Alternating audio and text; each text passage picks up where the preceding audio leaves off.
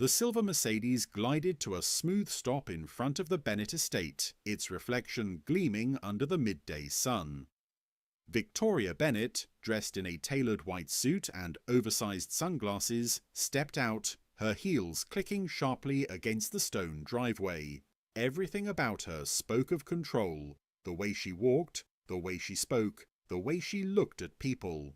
Behind the wheel, Marcus Evans, her driver for the past 3 years, climbed out and opened the trunk to unload the shopping bags from her luxury boutique trip. He moved quietly, his uniform pressed, his expression calm as always. "Careful with that," Victoria said without glancing at him. "Those bags cost more than your monthly paycheck." Marcus said nothing, just nodded and carried them inside. He was used to her sharp tone by now. He did his job well, never complained, and always stayed polite, which, ironically, seemed to irritate her even more. As he placed the last bag on the marble foyer floor, Victoria's phone buzzed. She frowned, looked at the screen, and sighed in irritation. "Marcus," she said sharply, "you were supposed to pick up my son from tennis practice an hour ago." Marcus straightened. "Ma'am, that wasn't on today's schedule. You told me to wait until after—" "Are you arguing with me?" she snapped. "No, ma'am," he said calmly. "Just explaining." Her voice rose. "You've been with me for 3 years, and you still can't follow simple instructions.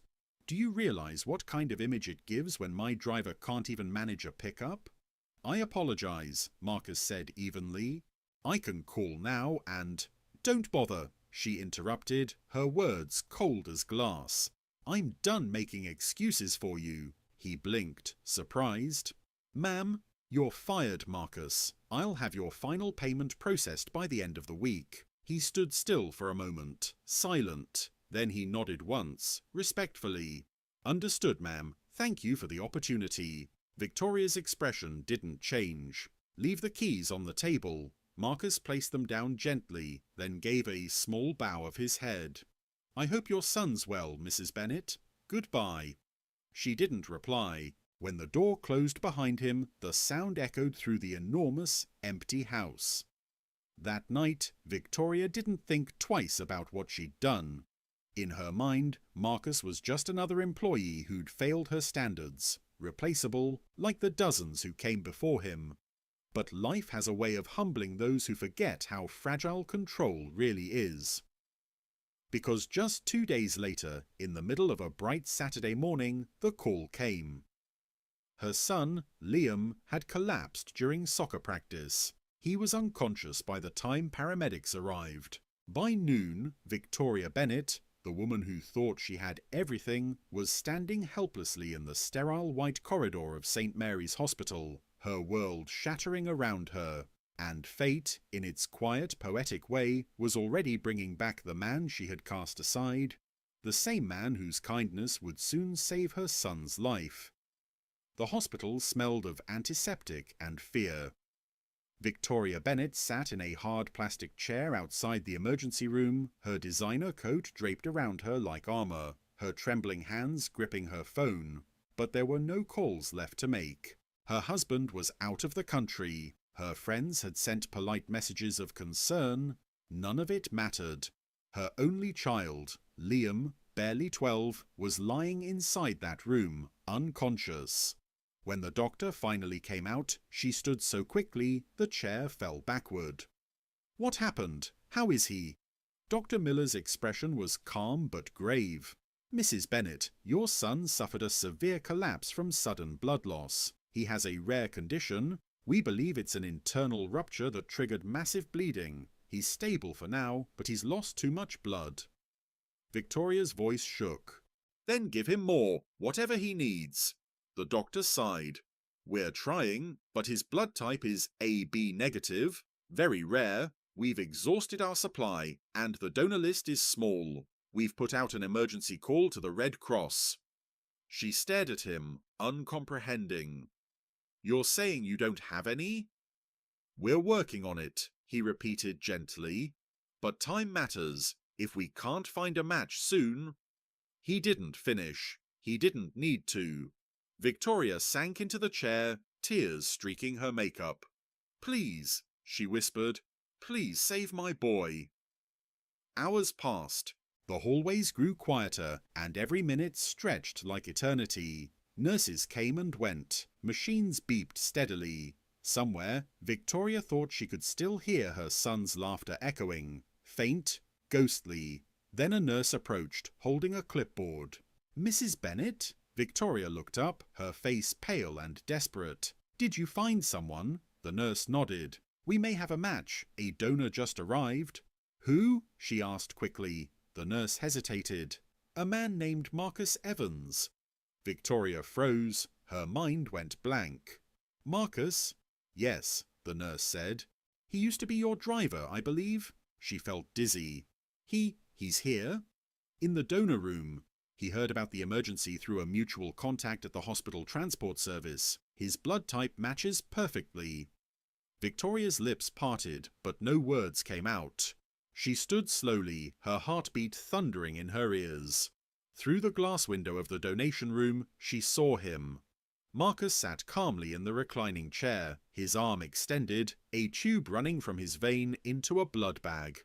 He looked tired, his uniform worn, his hands rough, but his face was peaceful. A nurse adjusted the line. He said something to her and smiled faintly. Victoria pressed a trembling hand to the glass. For a long time she couldn't move. "The man I fired, the man I humiliated, is saving my son." She stepped inside quietly, her heels clicking against the tile. Marcus turned his head at the sound, and their eyes met. "Mrs. Bennet," he said softly, a small smile forming. "I heard about Liam. I'm glad I could help." Her throat tightened. "Marcus, I don't understand. After everything He shook his head gently. "You don't need to, ma'am. Your son's a good kid. He always talked about wanting to be a pilot. He told me once on the drive home from school." Victoria's eyes filled with tears. "You remember that?" "Of course," he said simply. "I remember all my passengers." She covered her mouth, a sob escaping. "I fired you," she whispered. "I treated you like you were nothing." Marcus gave a faint chuckle. "Ma'am, I've been in this world long enough to know people aren't their worst days. You were scared, frustrated. I moved on." "But you still came," she said, disbelief in her voice. He nodded. "When I heard it was Liam, there was nothing to think about." Victoria's tears fell freely now.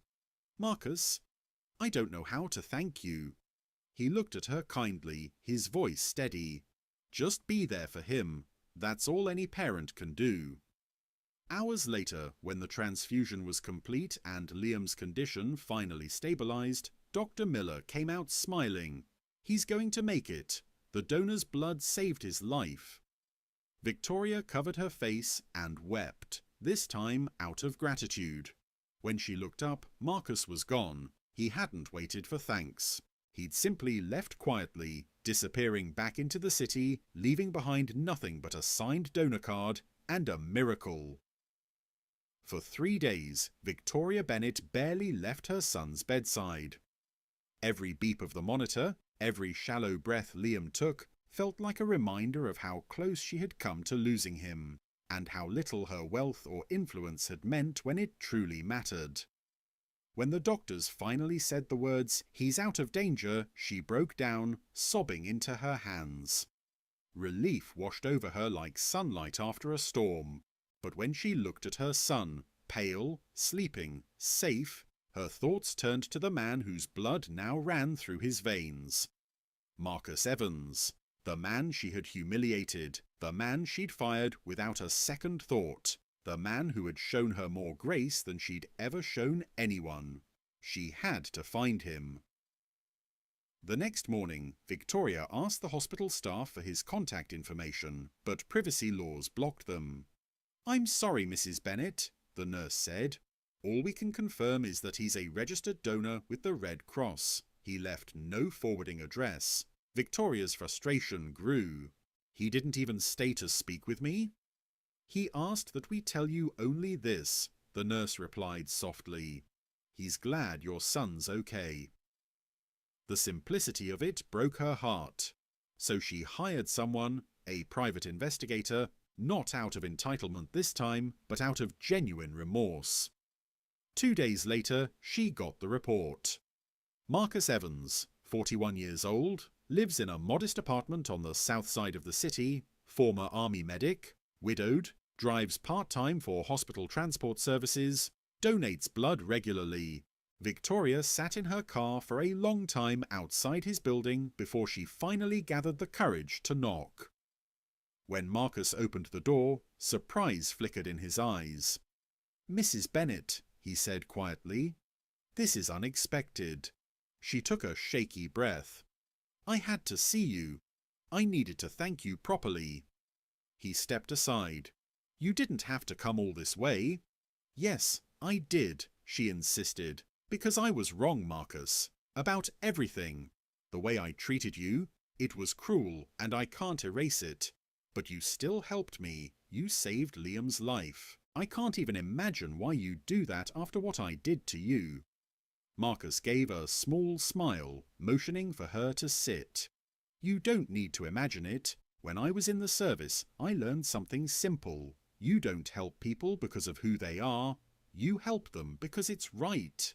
Victoria swallowed hard. "You have every right to hate me." "I don't," he said calmly.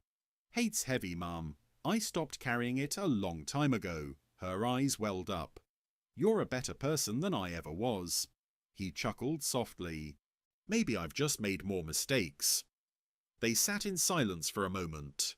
The small apartment was tidy, decorated with photographs, a woman smiling in uniform, a young child, an old dog. "Your family?" she asked quietly. He nodded. "My wife, Leila. She passed 5 years ago. The little one's my niece. She comes by after school sometimes." Victoria looked around, taking in the humble warmth of the place.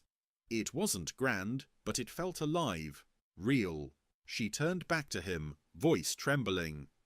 "I've spent my whole life surrounded by people who only did what I paid them to. You're the first person who ever helped me out of kindness. I don't think I'll ever forget that." He smiled faintly.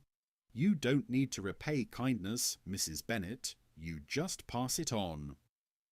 When she returned home that evening, Liam was sitting up in bed, reading a comic. "Mum," he said suddenly, "the nurses said someone donated blood to help me. Who was it?" Victoria paused, her throat tightening. "A friend," she said softly. "A very good man." Her son smiled. "Can we thank him?" She nodded slowly. "We will." The next day she mailed Marcus a letter, handwritten, shaky, but sincere. "Dear Marcus, I've lived my life believing money could solve everything, but when it couldn't, your kindness did. You didn't just save my son's life, you saved mine in a way too. You reminded me what being human truly means. I'll never forget that. With deepest gratitude, Victoria Bennet." Inside the envelope, she included a small photo, Liam smiling from his hospital bed, holding a handmade card that read, "Thank you for my second chance." Marcus read it in silence. He smiled, folded the letter carefully, and placed it next to his late wife's photo on the shelf. "See, Lila," he murmured, "guess you were right. Kindness always comes back."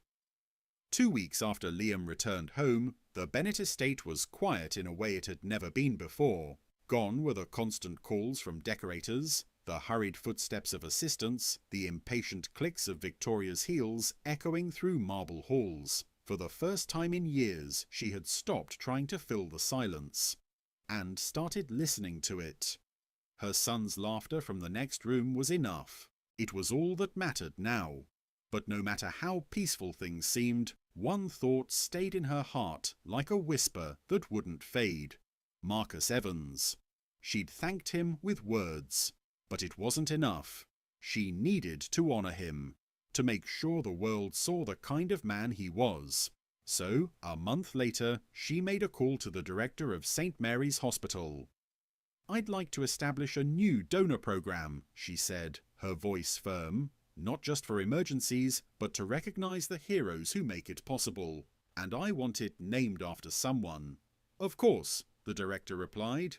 "Who do you have in mind?" "Marcus Evans," she said. The Marcus Evans Blood Donation Centre opened 3 months later, a sleek modern space inside St Mary's, designed to encourage more donors and educate families about the importance of giving. A bronze plaque at the entrance read, "In honour of a man whose selfless act reminded us that compassion is humanity's greatest strength." Marcus had tried to refuse the spotlight. When Victoria first told him her plan, he shook his head. "I don't want my name on a wall, Mrs. Bennet. That's not why I did what I did." Victoria smiled softly. "I know, but it's not for you. It's for the people who'll walk in here because of you. You inspired this. Let them see what kindness looks like." He sighed, chuckling quietly. "You don't take no for an answer, do you?" "Not when it comes to gratitude," she said with a wink. The day of the dedication ceremony, the hospital lobby was filled with reporters, doctors, donors, and families. Victoria stood beside Marcus, who wore a simple suit, looking uncomfortable in the spotlight. Liam, healthy and smiling, stood between them holding a bouquet. When it was her turn to speak, Victoria approached the microphone. "There was a time," she began, her voice steady but emotional, "when I believed wealth meant control, that as long as I had enough, I could protect the people I loved. But life has a way of teaching us how wrong we can be." She paused, glancing at Marcus. "When my son fell ill, no amount of money could save him. The person who did was a man I once dismissed, not because he failed me, but because I failed to see his worth."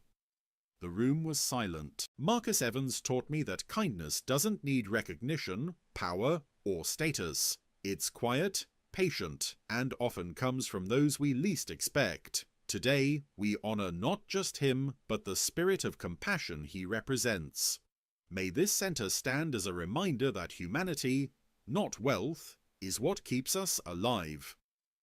The audience erupted into applause. Marcus stood there, eyes glistening, completely still. He turned to her and whispered, "You didn't have to say all that." "I did," she whispered back, "because I needed the world to know the truth about you, and about who I used to be." He smiled faintly. "Then I guess we both changed for the better." After the ceremony, Victoria and Marcus stepped outside into the hospital garden. Liam ran ahead, chasing butterflies under the bright afternoon sun. Victoria exhaled deeply, her expression soft. "You know, I used to think being powerful meant being untouchable, but it's the opposite. Real power is being able to care." Marcus looked at her, his tone gentle. "You learned faster than most people do." She smiled, her eyes damp but peaceful. "I had the best teacher." He laughed quietly. "I'm no teacher, just a man who believes we're all connected, whether we see it or not." That evening, after the crowd was gone, Victoria returned to the plaque one last time. She traced her fingers over his name, Marcus Evans, and smiled through tears. For the first time in her life, she didn't feel superior. She felt human. In the months that followed, blood donations at the new centre tripled. Hundreds of lives were saved, and every time a new donor signed up, Victoria thought of Marcus, his steady voice, his humility, the day he'd chosen mercy over resentment. And every time Liam asked about him, she told the story the same way. "Once I thought I'd fired a driver, but really I'd just met a hero.